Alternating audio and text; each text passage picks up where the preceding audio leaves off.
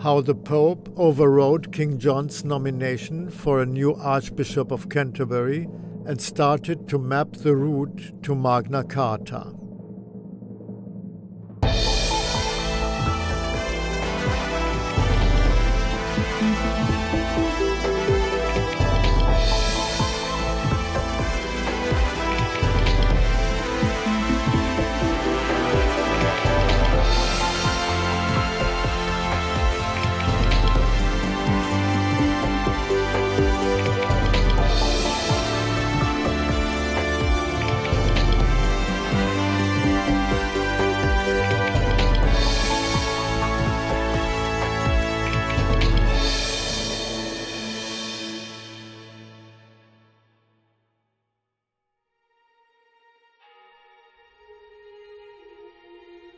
King John was at Tewkesbury at Christmas 1204, but stayed only one day.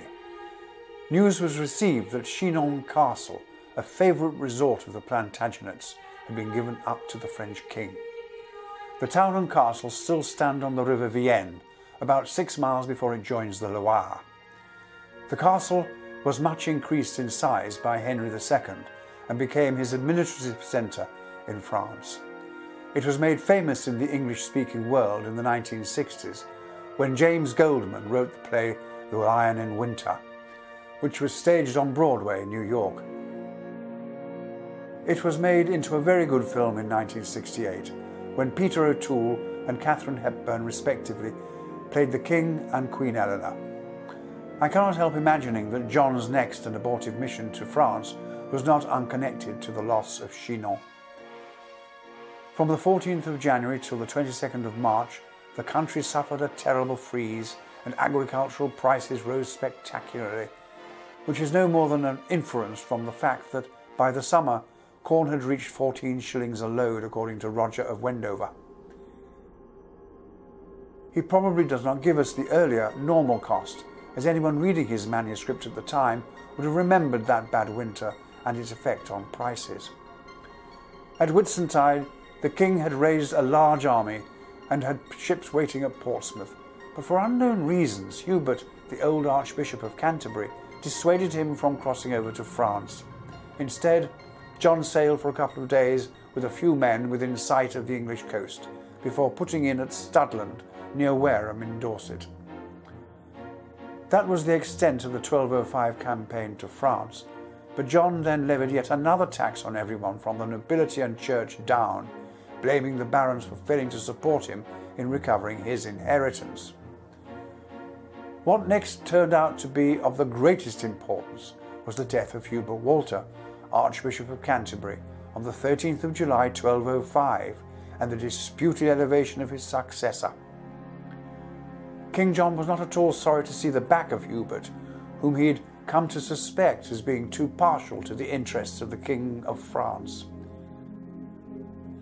However, the conventual Church of Canterbury, whose monks were entitled to elect the next archbishop, secretly elected one of their own number, Reginald the sub-prior, on condition that the matter be strictly confidential until a party from Canterbury had arrived in Rome, in hopes of obtaining Pope Innocent's approval and consecration of Reginald in the Eternal City.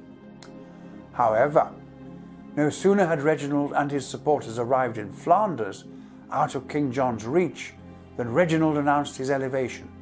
He also showed anyone who asked the conventual letters confirming his success. Reading Roger of Wendover, it seems that Reginald hoped to arrive in Rome and present Innocent with a fait accompli. Reginald did not know his man, for Innocent said that he could not make a hasty decision.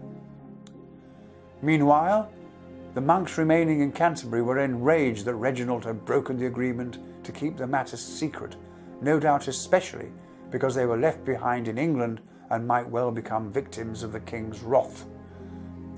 John played a careful hand for once.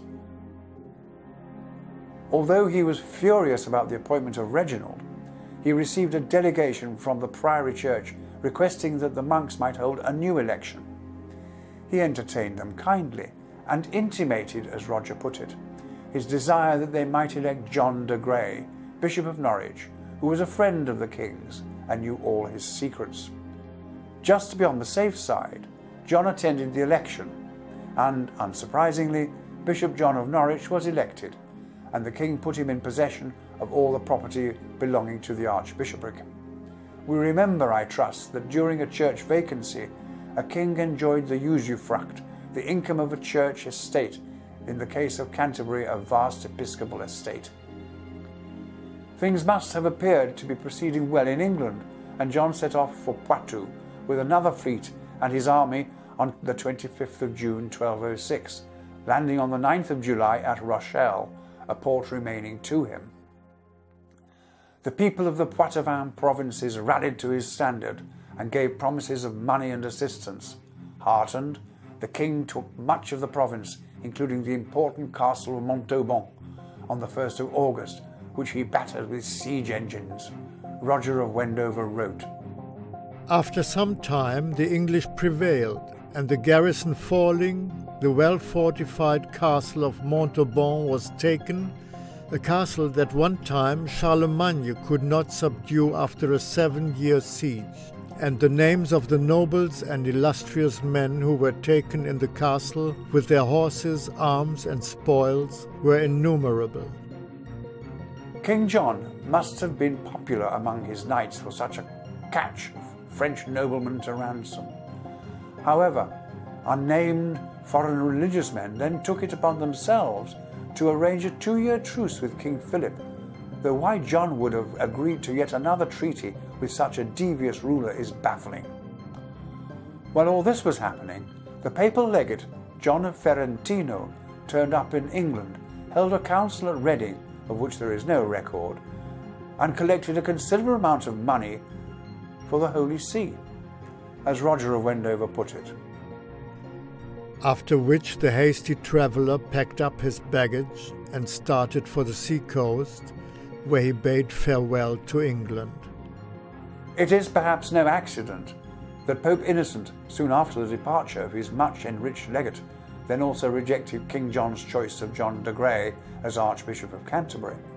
One imagines that if this announcement had been made before Legate Tarantino left the kingdom, he would have been relieved by John's officials of the money he had collected for the Pope. Hence, no doubt, Roger's neat description of Tarantino as the hasty traveller. Nothing changes, as we've noted already. Money ruled and still rules. Today, clerics nominated as bishops and other prelates in the Roman Church must make a payment to the Vatican for their appointment. The amount depends on the wealth of the bishopric or other high ecclesiastical jurisdiction. I understand that to be nominated as a cardinal in the United States, the nominee must find several $1 million. These sums are usually provided by the wealthy parishioners and friends. Of course, the Church is a very large organisation with more than 1 billion adherents and unquestionably needs much money to function. Greater openness might not come amiss, however. Pope Innocent sought to soften the blow on King John by sending with his written decision on the 21st of December 1206 some particularly fine jewels, knowing it was said how covetous the English king was of precious stones. Sub-Prior Reginald and John de Grey were both set aside, and in June 1207 those members of the conventual church of Canterbury who were in Rome were caused to elect Stephen Langton. Again, Roger of Wendover. The aforesaid elections being thus annulled, our Lord the Pope, being unwilling to permit the Lord's flock to be any longer without the care of a pastor, persuaded the monks of Canterbury to elect Master Stephen Langton a cardinal priest, a man skilled in literary science, discreet and accomplished in his manners. The monks replied that they were not allowed, except by the king's consent and the choice of the canons, to make any election without them, to which the Pope responded, "You may think that you have plenary powers in the Church of Canterbury, but it is not the custom that the consent of princes is to be waited for concerning elections made at the Apostolic See. Therefore, by virtue of your obedience and under penalty of our anathema, we command you that you fully suffice for making the election." The monks, dreading the sentence of excommunication, although reluctantly and with murmuring, gave their consent.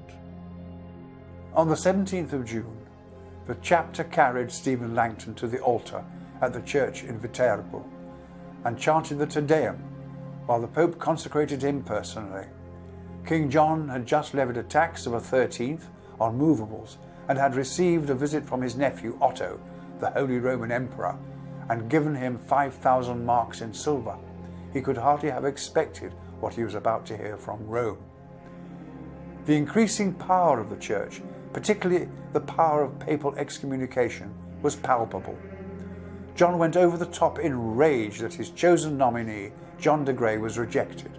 Understandable rage, but extremely foolish, as if Philip of France were not enough of an enemy without also making an enemy of the Pope Innocent. The road to Magna Carta was being mapped. No matter what John wanted, Pope Innocent annulled the appointment of the king's choice and consecrated Stephen Langton as Archbishop of Canterbury.